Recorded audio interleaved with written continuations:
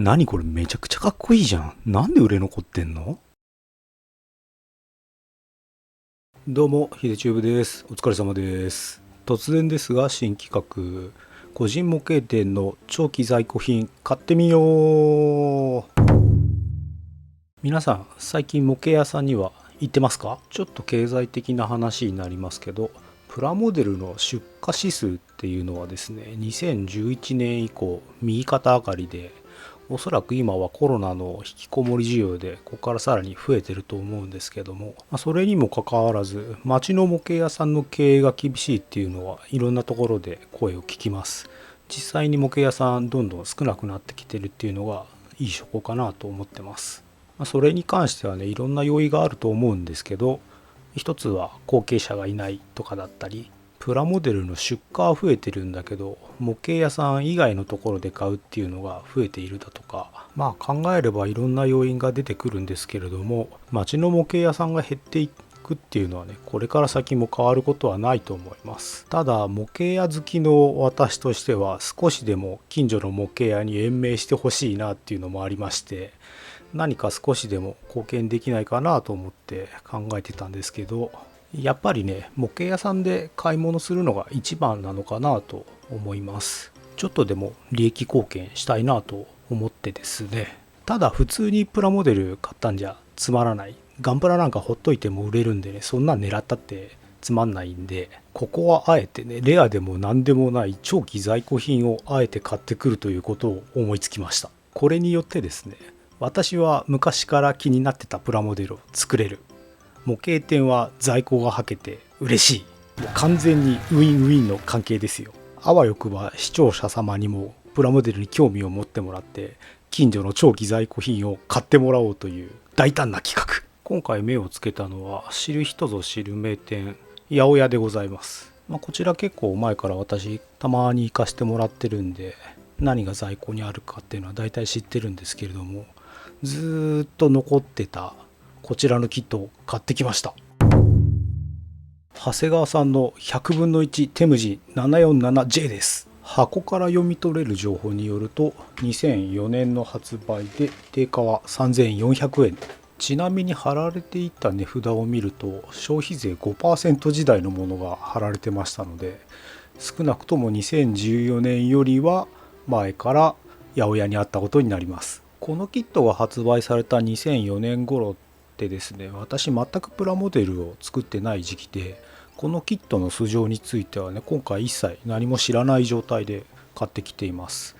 ただ存在は知っていて、長谷川さんがこの模型向きとはとても思えないあまりにビビッドなデザインのどういうアプローチでキット化したのかっていうのがすごく気になっていたので買ってきてみました。いやー、ワクワクしますね。それでは開けてみましょう。なるほど、そういうことか。長谷川、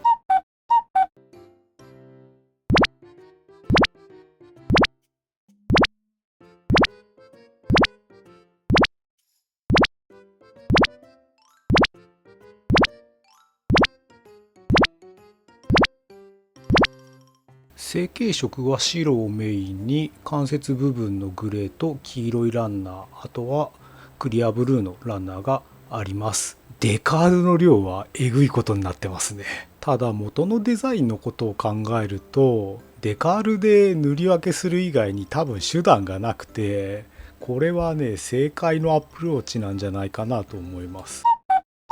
部品の精度は出てるし、変な形のポリキャップもないんで特に問題なくスルスルと組むことはできます。大部分はスナップフィットのキットなんですけれども、クリアパーツとか一部は接着が必要です。説明書通りに作っていきまして腕が完成しました。肩アーマーは別体式で合わせ目が表に出ない構造になっています。胴体と接続するところでスイング機構がついてます。腕は二の腕に軸可動がついてます。肘もこんぐらい曲がります。あんまり多くは曲がらないですね。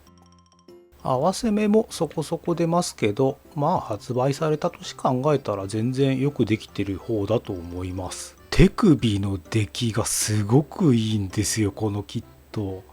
こんな細かいディテール入ってる手首っってこの時代だとあんまりなかったんじゃないですかね。素晴らしいですね。敬礼用の手首っていうのが入ってるんですけれども、すいません、私ゲーム未プレイなのでネタがわからないです。最後に武器持ち手ですね。こちら足ができたので見ていきましょう。複雑なディテールをよく再現できていると言えるんじゃないでしょうか。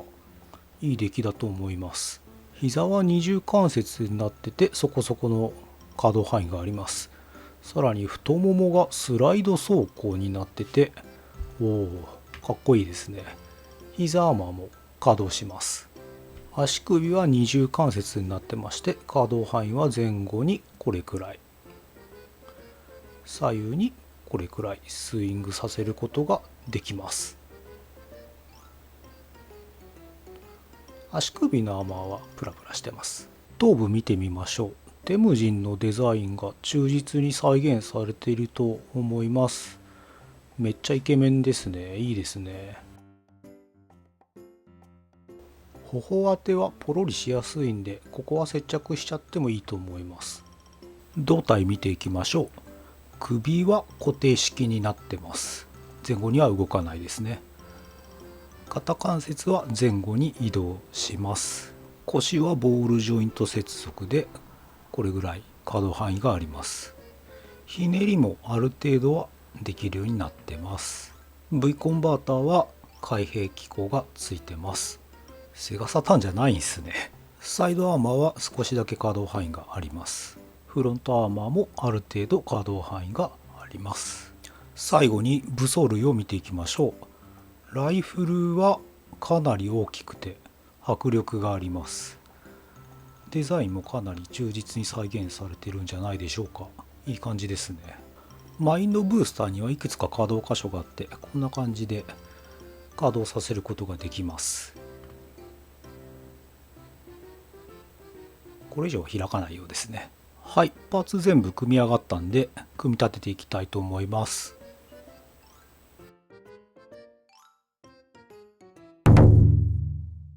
はい、長谷川のテムジン、ひとまず素組みで完成です。いやー、何これ、めちゃくちゃかっこよくないですか。いいですよ。あの複雑怪奇なディテールをほぼほぼ再現できていると言っても過言ではないですね。正直このまま墨入れして艶消しスプレーだけ吹いて飾っとくとかでも全然問題ないぐらいかっこいいと思います。1個だけ難点挙げるとすれば、マインドブースターと肩アーマーが干渉して肩の可動範囲があまり広くないので、マインドブースター側に可動軸追加するなどして改造すればいいのかなと思います。自分的にはもうここでお腹いっぱいなんですけど、あの大量のデカールの出来栄えっちゅうのがどんなもんなのかやっぱ見てみたいんで貼ってみたいと思います。改めて見てみるとやっぱりすごいデカールの量ですね。一応数えてみたんですけど333個あります。これはちょっと骨が折れそうですね。デカールを貼るためにとりあえず一回バラバラにしました。でですね、今回使っていく道具がこちらのデカーリングクイックトレイです。これめちゃくちゃ便利なんで、デカールよく貼る人はね絶対買った方がいいと思います。あとはいつものマークセッターとマークソフター、これを使ってデカール貼っていこうと思います。電子レンジで蒸したおしぼりなんかも有効なんで、ところどころで使っていこうと思います。